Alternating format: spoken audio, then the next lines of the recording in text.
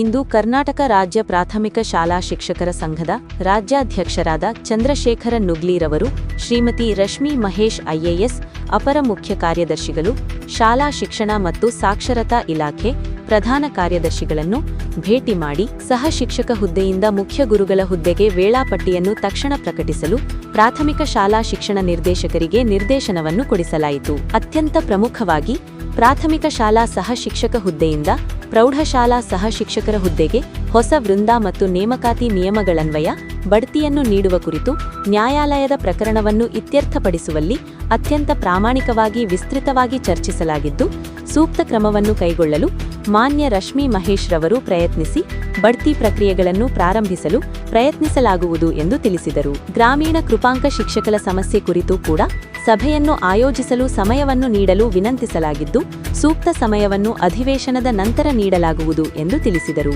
ಈ ಸಂದರ್ಭದಲ್ಲಿ ಹಾಸನ ಜಿಲ್ಲೆಯ ಸರ್ಕಾರಿ ನೌಕರರ ಸಂಘದ ಅಧ್ಯಕ್ಷರು ಮಾರ್ಗದರ್ಶಕರಾದ ಶ್ರೀಯುತ ಬಿಪಿ ಕೃಷ್ಣೇಗೌಡರವರು, ಮಾಗಡಿಯ ಮೂರ್ತಿಯವರು, ವಿಜಯರವರು ಉಪಸ್ಥಿತರಿದ್ದರು.